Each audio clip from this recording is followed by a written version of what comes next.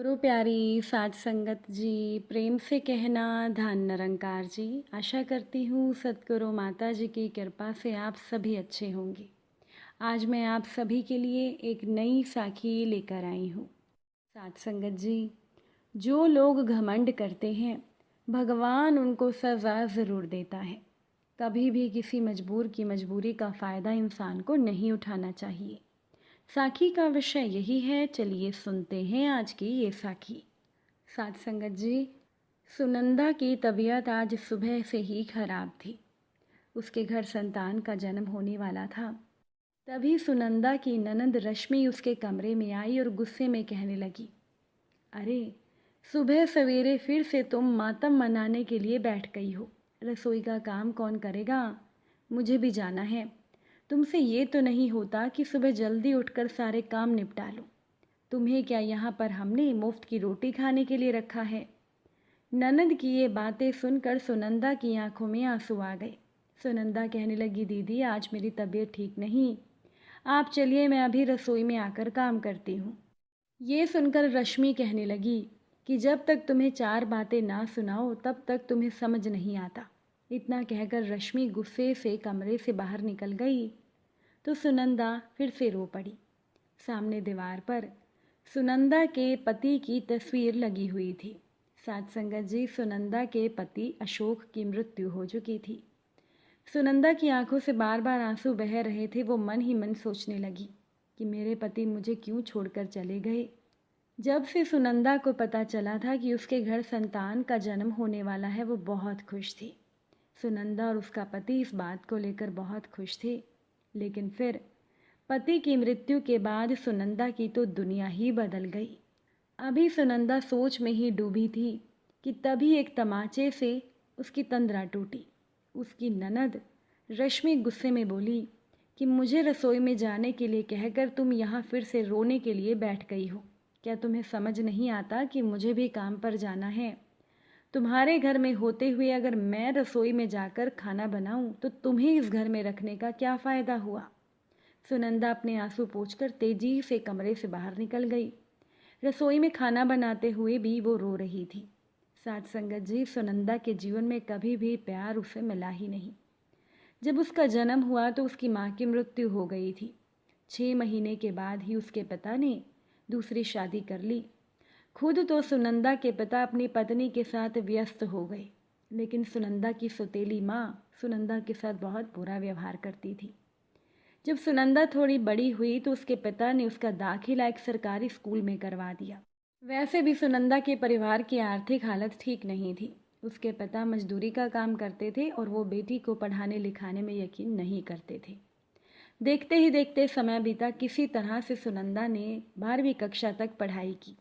उसके बाद उसकी सौतेली माँ ने उसे घर के काम करने के लिए घर बैठा लिया। अपने घर पर वो नौकरानी की तरह सारा काम करती थी। अब स्कूल में ही पढ़ाई के दौरान सुनंदा की मुलाकात अशोक से हुई।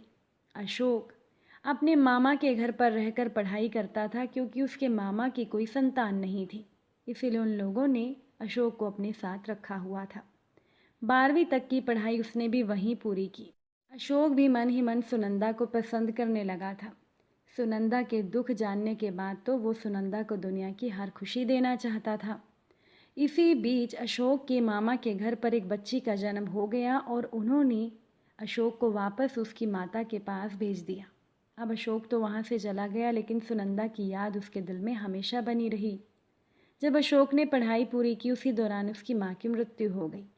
उसकी बहन रश्मि की शादी हो चुकी थी, वो अपने ससुराल में थी, तो अशोक बिल्कुल अकेला हो गया। फिर जब अशोक को नौकरी मिली, उसके बाद वो अपने मामा के घर पर गया ताकि उसे सुनंदा के बारे में कुछ पता लग सके। उसे पता लगा कि सुनंदा की अभी तक शादी नहीं हुई है, क्योंकि लड़के वाले दहेज मांग रहे हैं। जब अशोक ने सुनंदा के माता पिता से उसका हाथ मांगा तो सुनंदा की सौतेली माँ ने मना कर दिया कि हम दूसरी जाति वालों के घर अपनी लड़की की शादी नहीं करेंगे। सुनंदा तो हैरान रह गई कि अशोक जैसा लड़का उसे पसंद करता है, बस फिर क्या था। अशोक ने सुनंदा के सामने अपने साथ चलने का जब प्रस्ताव रखा तो सुनंदा ने मना नहीं किया और उसने अशोक के साथ एक नई दुनिया बसाने के लिए अपना घर छोड़ दिया। अशोक ने सुनंदा से शादी कर ली। जब वो सुनंदा के साथ अपने घर पहुंचा, इसी बीच एक दिन सुनंदा की नंद रश्मि अपने पति से लड़ झगड़ कर मायके चली आई। भाई से कहने लगी, अब मैं अपने ससुराल कभी नहीं जाऊंगी, हमेशा यहीं रहूंगी। अब अशोक ने ऐसे समय में अपनी बहन का साथ दिया। रश्मि ने अपनी भाई से मदद लेकर घर के बाहर ही एक परचून की दुकान खोल ली थी ताकि वो अपना खर्चा चला सके। वैसे तो सब ठीक चल रहा था, लेकिन रश्मि सुनंदा को ज़्यादा पसंद नहीं करती थी और रश्मि को लगता था कि उसकी भाभी से पहले ये घर उसका है। इसी बीच एक दिन पता चला कि सुनंदा के घर संतान का जन्म होने वाला है। अशोक और सुनंदा बहुत खुश थे, लेकिन एक दिन ऑफिस से आते हुए अशोक की एक सड़क दुर्घटना में मृत्यु हो गई। बस तभी से सुनंदा पर दुखों का पहाड़ टूट गया, क्योंकि उसकी ननद रश्मि का व्यवहार उसके लिए बहुत बुरा था। वो ना तो अपनी भाभी का ध्यान रखती थी, ना ही उसके साथ अच्छा व्यवहार करती थी। उसके दुख में सहानुभूति रखना तो दूर की बात है, उल्टा वो तो अपनी भाभी को कोसती थी कि तेरी ही वजह से मेरा भाई चला गया। अब रश्मि का मन तो करता था कि वो अपनी भाभी को घर से निकाल दे, लेकिन वो घर से अपनी भाभी को कैसे निकालती, फिर घर के काम कौन करता। उसे तो मुफ्त की नौकरानी मिली हुई थी, इसीलिए उसने अपने भाभी को साथ रखा था। खैर, दिन प्रतिदिन सुनंदा पर अत्याचार बढ़ते जा रहे थे। एक दिन दोपहर में रश्मि ने भाभी को कहा कि आज मैं बाहर खाना खाने जा रही हूँ, तो मेरे लिए खाना मत बनाना। तो सुनंदा ने रश्मि के लिए खाना नहीं बनाया, बस अपने लिए खाना बना लिया। लेकिन रश्मि खाने के समय पर घर चली आई और कहने लगी कि मेरे लिए खाना लेकर आओ। इस पर सुनंदा ने कहा, दीदी मैंने तो आपके लिए खाना बनाया ही नहीं, आपने कहा था मुझे बाहर खाना है, मैं खाना बना देती हूँ। इतना सुनने की देर थी कि रश्मि गुस्से में भड़क उठी और कहने लगी, मैं ही राशन भरवाती हूँ और तू मुझे ही खाना खाने के लिए मना कर रही है। तुझे कहना चाहिए था मैं आपके लिए खाना ला देती हूँ। इस पर सुनंदा ने कहा, दीदी मेरे कहने का यही मतलब था, मैं आपके लिए खाना ला देती हूँ और अपने लिए मैं अलग से दोबारा बना लूँगी। तब इस पर रश्मि कहने लगी, अच्छा तू मतलब ताज़ा खाना खाएगी और मुझे पहले का बना हुआ बासी खाना खिलाएगी। हर तरफ से रश्मि उसे डांट रही थी। खैर, सुनंदा ने खाना गर्म किया और लाकर अपनी ननद को दे दिया। तो रश्मि कहने लगी, अब तो दोबारा अपने लिए खाना नहीं बनाएगी। इतना कहकर वो खाना खाने लगी। अब सुनंदा की कुछ बोलने की हिम्मत तो नहीं हो रही थी, लेकिन उसे भूख भी लगी थी, तो उसने धीरे से कह दिया, दीदी मुझे बहुत ज़ोरों से भूख लगी है, मुझसे भूखा नहीं रहा जा रहा, थोड़ा सा खाना मुझे बनाने दो। तभी रश्मि मुस्कुराते हुए बोली, भाभी अगर भूख मिटानी है तो मेरा जूठा खाना खाना पड़ेगा।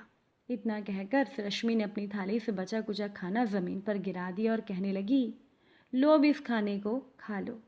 अब जूठा खाना फर्श पर बिखरा हुआ देखकर सुनंदा की तबीयत ज़्यादा खराब होने लगी। लेकिन थोड़ी देर में जब उससे भूख बर्दाश्त नहीं हुई तो वो घर का दरवाज़ा खोलकर बाहर जाने लगी। रश्मि गुस्से में चिल्लाई कि तुम कहाँ जा रही हो। सुनंदा धीरे से बोली, मुझे भूख लगी है, मैं पास के किसी घर से कुछ मांगकर खा लेती हूँ, आप तो मुझे खाना नहीं दोगी। गुस्से में रश्मि घर के बाहर निकली और कहने लगी, क्या तुम पागल हो गई हो। इतना कहकर उसने सुनंदा को ज़ोर से तमाचा मारा और कहने लगी, तुम मेरे घर में रहते हुए पड़ोस के घर में जाकर भिखारियों की तरह खाना मांगेगी। घर के अंदर चल, तुझे मैंने अपना जूठा खाना खाने के लिए दिया तो है, तो खा क्यों नहीं रही। सुनंदा तड़प कर कहने लगी, दीदी मेरे घर संतान का जन्म होने वाला है, कुछ तो तरस खाओ। माना कि मुझे पूछने वाला कोई नहीं, लेकिन याद रखो भगवान सब देख रहा है। तो रश्मि गुस्से में बोली, भगवान का नाम तो मत ही ले, भगवान कुछ नहीं करता, जो करता है वो आजकल इंसान ही करता है, अब चुपचाप घर के अंदर चल। सुनंदा कहने लगी, दीदी मुझे भूख लगी है, अब मैं मंदिर जा रही हूँ, कम से कम वहाँ मुझे प्रसाद तो मिल ही जाएगा। इतना कहकर जैसे ही सुनंदा घर से बाहर निकलने लगी, वैसे ही उसकी ननद रश्मि दौड़ते हुए उसके पीछे आई। गुस्से में रश्मि ने यह भी नहीं देखा कि पास से एक कार जा रही थी और वो कार से एकदम सामने जाकर टकरा गई। अब कार वाला तो भाग गया। सुनंदा परेशान हो गई। वो पड़ोसियों की मदद से अपनी ननद को लेकर अस्पताल पहुंची, लेकिन तब तक रश्मि की मृत्यु हो चुकी थी। सुनंदा सन्न सी रह गई कि एक ही पल में क्या से क्या हो गया। थोड़ी देर पहले ही उसकी ननद कितना चिल्ला रही थी कि भगवान कुछ नहीं करता, लेकिन रश्मि को तो उसके कर्मों का फल उसी समय मिल गया था। सुनंदा को उसके पड़ोसियों ने संभाला। अब सुनंदा ने अपनी ननद रश्मि के पति को फ़ोन करके बुला लिया था। आगे तो सब कुछ रश्मि के पति ने ही संभाला। उसे भी बहुत दुख था कि अपनी ज़िद और अहंकार में आकर रश्मि ने अपना घर बर्बाद करने के साथ ही आज अपने जीवन से भी वो हाथ धो बैठी थी। खैर, अब इसमें कोई क्या कर सकता था। 13वीं के बाद रश्मि का पति भी वहाँ से चला गया और अब घर में सुनंदा अकेली रह गई। जिस घर को उसकी ननद अपना बताती थी, आखिरकार उस घर को छोड़कर उसे इस दुनिया से जाना पड़ गया था। अब सुनंदा को अपनी ज़िंदगी अकेले गुजारनी थी। अब सुनंदा की ननद रश्मि की दुकान तो थी ही, अब सुनंदा ही दुकान पर बैठने लगी। हाँ, उसे अकेलेपन से डर लगता था। सुनंदा सोचती थी कि अगर मुझे कुछ हो गया तो मुझे अस्पताल कौन लेकर जाएगा। ऐसे समय पर जब उससे ज़्यादा काम नहीं होते थे तो उसने एक बुज़ुर्ग औरत राधा काकी को अपने घर काम करने के लिए रख लिया था। राधा काकी का दुनिया में कोई नहीं था। वो वहीं पर सुनंदा के साथ रहने लगी। निश्चित समय आने पर सुनंदा ने एक बेटी को जन्म दिया। अपनी बेटी को गोद में पाकर सुनंदा बहुत खुश थी। राधा काकी भी सुनंदा का ध्यान अच्छे से रख रही थी। धीरे धीरे समय बीता। यमुना काकी की मदद से सुनंदा दुकान और घर अच्छे से संभाल रही थी। साल पर साल बीतते गए। सुनंदा की बेटी अब बड़ी हो गई थी। पढ़ लिख कर वो नौकरी भी करने लगी थी। फिर भी सुनंदा ने अपना काम करना जारी रखा। कुछ सालों के बाद सुनंदा की बेटी ने बताया कि वो अपने ही साथ अपने ऑफिस में काम करने वाली एक लड़के को पसंद करती है। तो सुनंदा उस लड़के से मिली। अपने जीवन से जुड़ी हुई सारी बात बताने के बाद सुनंदा ने उस लड़के के सामने अपनी बेटी की शादी का प्रस्ताव रखा।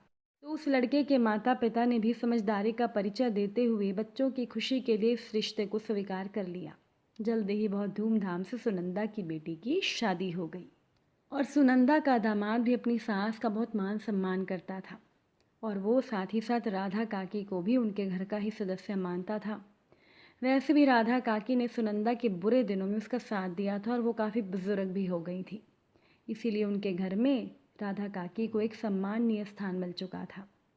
अब सुनंदा के जीवन में कोई दुख तकलीफ, कोई कमी नहीं थी। यहाँ तक कि सुनंदा का दामाद उसे अपने साथ भी रखने को तैयार था। सुनंदा को सुकून बस इस बात का था कि आज उसका प्यारा सा परिवार हर तरह से खुशहाल और संपन्न था।